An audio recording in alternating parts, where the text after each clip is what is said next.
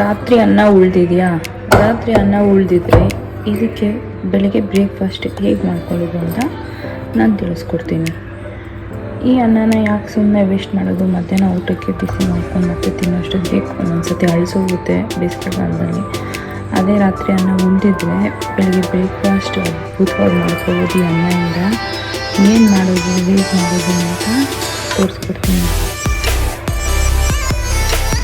ನಮಸ್ತೆ ಎಲ್ಲರೂ ಹೇಗಿದೆಯಾ? ಎಲ್ಲರೂ ಚೆನ್ನಾಗಿದ್ದೀರಾ ಅಂತ ರಾತ್ರಿ ಏನಾದರೂ ಅನ್ನ ಉಳಿದಿರುತ್ತೆ, ಆ ಅನ್ನದಲ್ಲಿ ಈ ಥರ ತಿಂಡಿ ಮಾಡ್ಕೊತೀನಿ. ತುಂಬ ಒಳ್ಳೆಯದು. ಇದರಲ್ಲಿ ತುಂಬ ಸಾಕಷ್ಟು ತರಕಾರಿಗಳಿರುತ್ತೆ. ಹಾಗಾಗಿ ಮಕ್ಕಳು ಮುಖಾಂತರ ತರಕಾರಿ ಬಿಟ್ಟು ಹೋಗುತ್ತೆ. ಎಲ್ಲರೂ ಈ ತಿಂಡಿನ ಮಾಡಿಕೊಂಡು ಒಂದ್ಸತಿ ಈ ಟೇಸ್ಟ್ ಮಾಡಿ ನನಗೆ ಹೇಳಿ ಹೇಗಿದೆ ಅಂತ. ಈಗ ಅದಕ್ಕೆ ಏನೇನು ಬೇಕು ಏನು ಅಂತ ಅಂದ್ಬಿಟ್ಟು ನಾನು ಇಂಗ್ರೀಡಿಯೆಂಟ್ಸ್ ತೋರಿಸ್ಕೊಡ್ತೀನಿ. ಬನ್ನಿ ನೋಡ್ಕೊಂಡು ಬರೋಣ.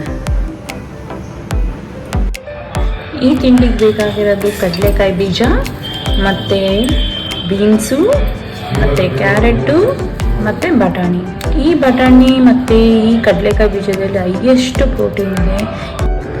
ಡಾಕ್ಟರ್ಸ್ ಹೇಳ್ತಾರಲ್ವ, ಹಾಗಾಗಿ ಜಾಸ್ತಿ ಹೆಚ್ಚಾಗಿ ಪ್ರೋಟೀನ್ಸ್ ತೊಗೊಳ್ಳಿ. ಬಾಡಿಗೆ ಪ್ರೋಟೀನ್ಸ್ ತುಂಬ ಇಂಪಾರ್ಟೆಂಟ್.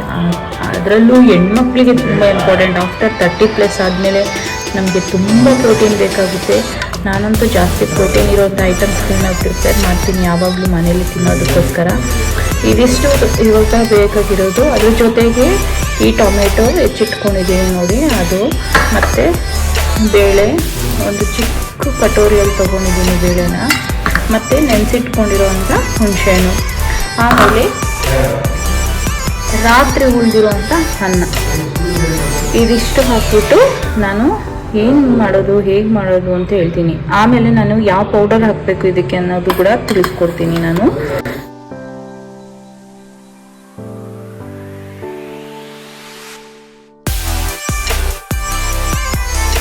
ನೋಡಿ ಇಷ್ಟು ಐಟಮ್ ಇದೆಯಲ್ಲ, ಇಷ್ಟು ಐಟಮ್ ಎಲ್ಲ ಹಾಕಿದ್ರೆ ಒಂದು ಅದ್ಭುತವಾಗಿರುವಂಥ ರುಚಿಕರ ಹೆಲ್ದಿಯಾಗಿರುವಂಥ ಬ್ರೇಕ್ಫಾಸ್ಟ್ ರೆಡಿ ಆಗುತ್ತೆ. ಯಾರ್ಯಾರು ಮನೇಲಿ ಮಕ್ಕಳು ತಿಂತಿಲ್ವೋ ಅವ್ರಿಗೆ ಈ ಥರ ಮಾಡಿಕೊಡಿ. ಯಾಕೆ ತಿನ್ನಲ್ಲ ತರಕಾರಿನ ನಾನು ನೋಡೇ ಬಿಡ್ತೀನಿ. ಬನ್ನಿ ಈಗ ನಾವು ಮಾಡೋದು ಹೇಗೆ ಅಂತ ತೋರಿಸ್ಕೊಡ್ತೀನಿ. ಶುರು ಮಾಡೋಣ ಬನ್ನಿ ವಿಡಿಯೋನ.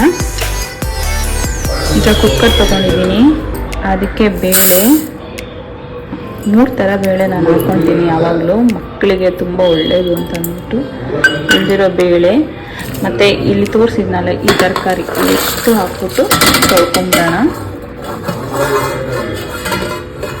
ಇದಿಷ್ಟು ಹಾಕ್ಬಿಟ್ಟಿದ್ದೀನಿ, ಇದಿಷ್ಟು ತೊಳ್ಕೊಂಡ್ಬಂದ್ಬಿಡೋಣ.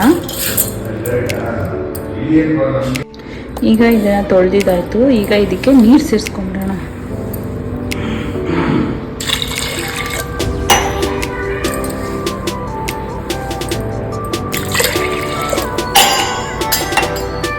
ನೀರು ಸೇರಿಸ್ಕೊಂಡು ಇದಕ್ಕೆ ಈಗ ಉಳಿದಿರ್ತೇವಲ್ಲ, ಉಳಿದಿರೋ ನಾನು ಇದಕ್ಕೆ ಹಾಕ್ಕೊಂಬಿಡೋಣ.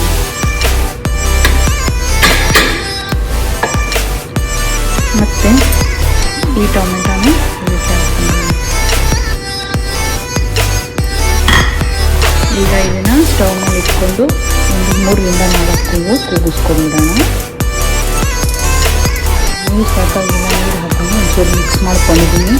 ಈಗ ಇದಕ್ಕೊಂದು 3-4 ಕೂಗಿಸ್ಕೊಂಡು ಬಂದ್ಬಿಡೋಣ. ನಾನೀಗ ಸ್ಟವ್ ಹಚ್ಕೊಂಡಿದ್ದೀನಿ, ಕುಕ್ಕರೆಲ್ಲ ಇಟ್ಕೊಂಡಿದ್ದೀನಿ. ಈಗ ಇದಕ್ಕೆ ಲಿಡ್ ಹಾಕ್ಬಿಟ್ಟು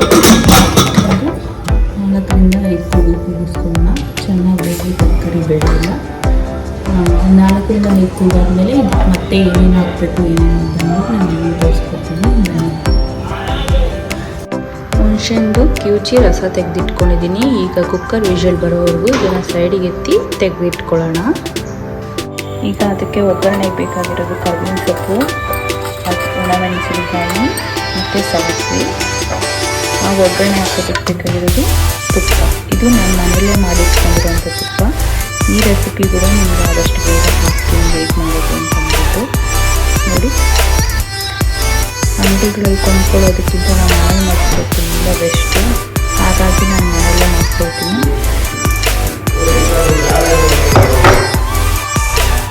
ಮತ್ತು ನೀವು ಈ ಪೌಡರ್ ಹಾಕಬೇಕು. ಈ ಪೌಡರ್ ಅದ್ಭುತವಾಗಿರುವಂಥ ತಿಂಡಿ ಆಗೋದು. ಯಾವ ಪೌಡರ್ ಏನು ಅಂತ ಲಾಸ್ಟಲ್ಲಿ ನಾನು ನಿಮಗೆ ರಿವೀಲ್ ಮಾಡ್ತೀನಿ. ಇಷ್ಟಿದ್ರೆ ಸಾಕು ಒಗ್ಗರಣೆಗೆ. ಇದು ಬೆಂದ್ಮೇಲೆ ಹಾಕೋಬೇಕಾಗಿರೋಂಥ ಪೌಡರು.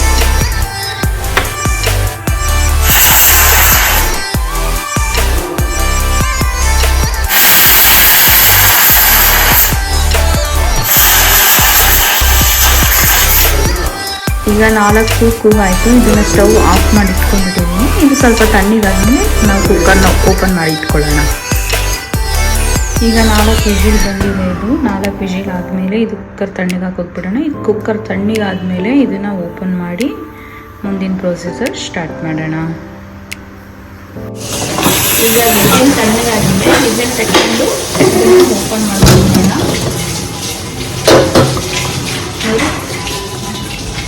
ಇಷ್ಟು ಬೆಂದಿರಬೇಕು. ಇದು ಈಗ ಬೆಂದಿದೆ. ಇದಕ್ಕೆ ನೆಕ್ಸ್ಟ್ ಪ್ರೊಸೀಜರ್ ಸ್ಟಾರ್ಟ್ ಮಾಡ್ಕೊಳ್ಳೋಣ. ಈಗ ಈ ಥರ ಸ್ಮ್ಯಾಶರ್ ತಗೊಂಡು ಒಂಚೂರು ಸ್ಮ್ಯಾಶ್ ಮಾಡ್ಕೊಳ್ಳೋಣ. ತರಕಾರಿ, ಬೇಳೆ, ಅನ್ನ ಎಲ್ಲವೂ ಬಂದಾಗುತ್ತೆ.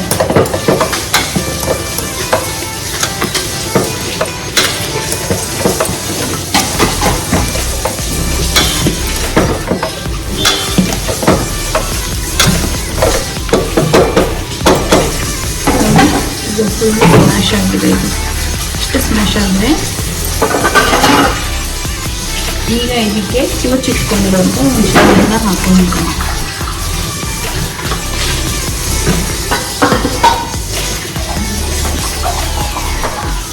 ಮತ್ತೆ ಸ್ಟವ್ ಆರಿಸ್ಕೊಳ್ಳೋಣ. ಈಗ ನಿಮ್ಗೆ ಇದಕ್ಕೆ ಇನ್ನೂ ನೀರು ಬೇಕು ಅಂದರೆ ಇನ್ನೂ ಸ್ವಲ್ಪ ಹಾಕೊಂಡ್ಬನ್ನಿ.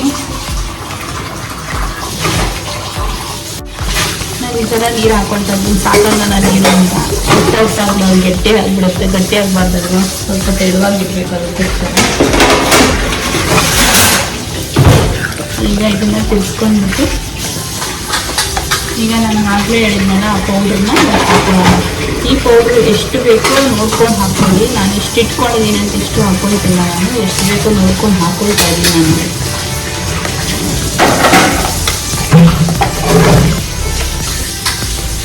ಇಷ್ಟು ಬೇಕಾಗುತ್ತೆ ಹಾಕೊಂಡು ಬಿಡ್ತೀನಿ ನಾನು.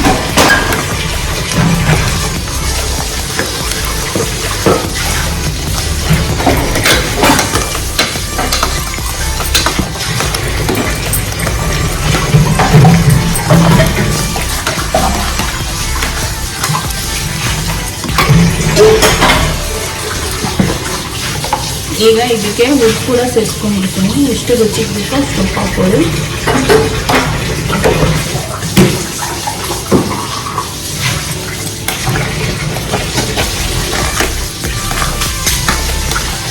ಇದು ಹುಣಸೆ ಹಣ್ಣಿಂದು ಸ್ಮೆಲ್ ಹೋಗೋದು ಕುದಿಸ್ಕೊಂಡ್ರೆ ಸಾಕು. ಮತ್ತು ಆ ಪೌಡ್ರ್ ಹಾಕೊಂಡಿದ್ದೀನಿ. ಆ ಪೌಡರು ಈ ಹುಣಸೆ ಹಣ್ಣು ಸ್ಮೆಲ್ ಹೋಗೋದು ಕುದಿಸ್ಕೊಂಡ್ಬಿಡೋಣ ಅಷ್ಟೇ. ಜಾಸ್ತಿ ಟೈಮ್ ಏನು ಬೇಡ. ಅದಕ್ಕೆ ಒಗ್ಗರಣೆಗೆ ಏನು ಬೇಕು ರೆಡಿ ಮಾಡ್ಕೊಳ್ಳೋಣ. ಸ್ಟವ್ ಹಚ್ಕೊಂಡು ಒಂದು 3 ಸ್ಪೂನು ತುಪ್ಪ ಹಾಕ್ಕೊಂಡಿದ್ದೀನಿ. ಇದಕ್ಕೆ ಎಣ್ಣೆ ತುಪ್ಪ ಬಿಸಿ ಆಗೋವರೆಗೂ ವೆಯ್ಟ್ ಮಾಡೋಣ ಇರಿ. ಈಗ ತುಪ್ಪ ಕಾದಿದೆ. ತುಪ್ಪಕ್ಕೆ ಈ ಸಾಸಿವೆ ಹಾಕ್ಕೊಳ್ತಿದ್ದೀನಿ.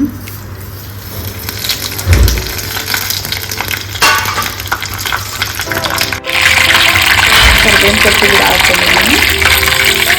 ಆಮೇಲೆ ಮೆಣಸಿನ್ಕಾಯಿ ಹಾಕ್ಕೊಂಡು 2 ನಿಮಿಷ ಬಾಡಿಸ್ಕೊಂಡು